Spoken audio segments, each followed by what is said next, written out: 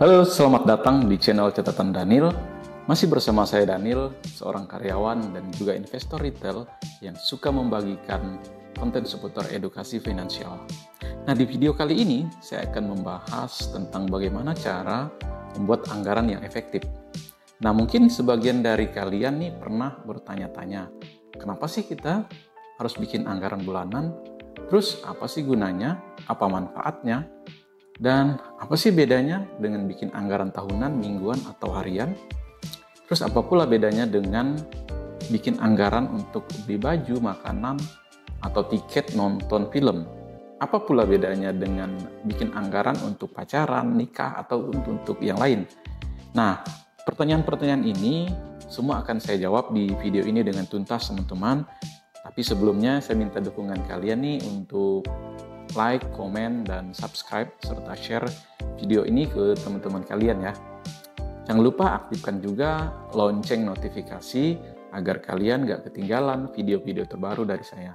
Oke, mari kita mulai.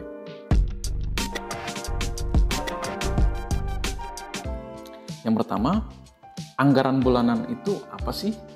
Jadi teman-teman, anggaran bulanan itu adalah rencana keuangan yang kita bikin untuk mengatur pemasukan dan pengeluaran kita selama 1 bulan. Jadi kita bisa tahu berapa banyak uang yang kita dapat, berapa banyak uang yang kita keluarkan, dan berapa banyak uang yang kita sisakan atau kita tabung. Nah, kemudian kenapa sih kita harus bikin anggaran bulanan? Ya, karena dengan anggaran bulanan kita bisa lebih hemat, lebih bijak, lebih disiplin, dan tentu saja lebih terkontrol dalam hal pengelolaan keuangan kita. Nah, kita juga bisa menghindari hutang yang bersifat impulsif, terus kita bisa nabung buat masa depan, dan tentu saja mencapai tujuan keuangan kita, teman-teman. Nah, terus gimana cara bikin anggaran bulanan yang efektif? Apakah cukup dicatat dengan buku atau pada aplikasi? Atau ada rumus atau tips khusus nih yang bisa kita bagikan nih ke teman-teman?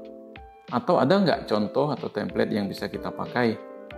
Nah, teman-teman, di video ini kita akan jelasin itu semua tentu saja dengan cara yang mudah dipahami dan praktis untuk dilakukan supaya Anda bisa mempraktekkan.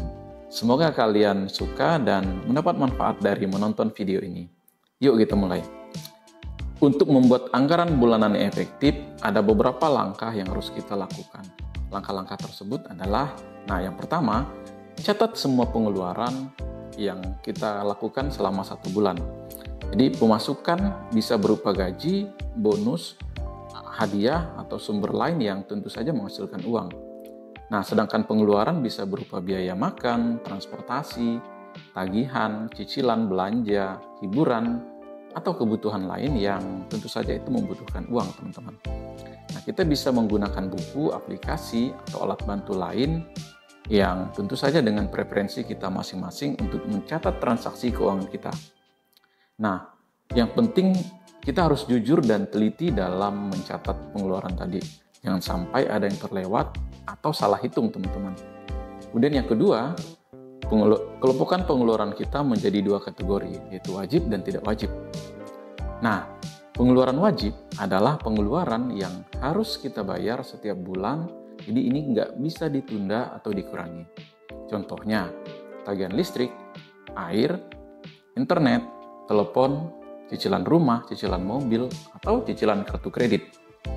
Sedangkan pengeluaran tidak wajib adalah pengeluaran yang bisa kita sesuaikan dan dengan membutuhkan atau sesuai dengan keinginan kita. Nah, contohnya kita makan di luar bareng keluarga, kemudian nonton bioskop, beli baju baru, atau mungkin liburan. Kemudian yang ketiga, teman-teman, hitung selisih antara pemasukan dan pengeluaran kita. Nah, itu adalah jumlah uang yang tersisa setelah kita memenuhi semua kewajiban dan kebutuhan kita. Jika selisihnya positif, itu artinya kita masih punya uang lebih yang bisa kita tabung atau kita investasikan untuk masa depan. Jika selisihnya negatif, nah itu artinya kita telah menghabiskan lebih banyak uang dari yang kita dapatkan. Atau besar pasak daripada tiang, biasa disebut begitu.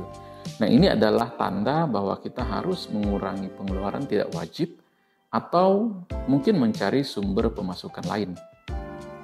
Yang keempat, tetapkan tujuan keuangan kita. Nah, jadi tujuan keuangan itu teman-teman adalah hal yang ingin kita capai dengan uang yang kita miliki. Tujuan keuangan bisa berupa jangka pendek, jangka menengah, atau bahkan jangka panjang. Nah, contohnya kita ingin membeli barang impian, terus menabung untuk pendidikan anak, dan mempersiapkan dana darurat atau persiapan pensiun. Nah, tentu tujuan keuangan harus ditulis secara spesifik, terukur, realistis, dan punya batas waktu. Misalnya kita ingin punya laptop baru seharga 10 juta dalam 6 bulan.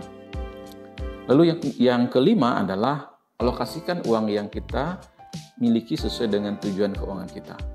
Nah, ini adalah langkah terakhir dan terpenting dalam membuat anggaran. Kita harus menentukan berapa persen sih dari pemasukan kita, dan tentu saja kita alokasikan untuk pengeluaran wajib, yang tidak wajib, tabungan, dan investasi. Nah, kita mesti tahu nih teman-teman. Jadi ada banyak rumus dan tips yang bisa kita ikuti atau kita pakai untuk mengatur alokasi keuangan. Nah, salah satu yang paling populer adalah rumus 50-30-20. Ini populer di kalangan ahli keuangan teman-teman.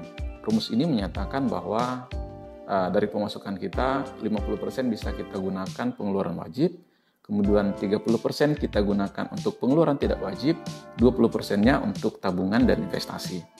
Nah, jika misalnya pemasukan kita adalah 5 juta, maka alokasi uang kita 2,5 juta ini untuk pengeluaran wajib, 1,5 juta untuk pengeluaran tidak wajib, dan 1 jutanya untuk tabungan dan investasi. Nah, jadi dengan begitu teman-teman, kita bisa memenuhi semua kebutuhan dan kewajiban kita sekaligus menabung untuk tujuan keuangan kita. Nah, teman-teman, kita sampai pada akhir pembahasan. Itu dia cara membuat anggaran bulanan yang efektif ala catatan Daniel. Mudah bukan? Nah, coba deh kalian praktekkan di rumah dan lihat hasilnya sendiri. Saya yakin kalian akan merasakan perbedaan yang signifikan dalam mengelola uang kalian. Kalian juga akan lebih hemat, lebih bijak, lebih disiplin, dan tentu saja lebih terkontrol dalam hal keuangan. Kalian juga bisa lebih mudah mencapai tujuan keuangan kalian. Dan lebih mudah meraih impian kalian. Nah teman-teman, demikian video dari saya. Semoga bermanfaat dan tentu saja menghibur buat Anda semua. Jika kalian suka dengan video ini, jangan lupa untuk like, comment, subscribe, dan share ke teman-teman kalian.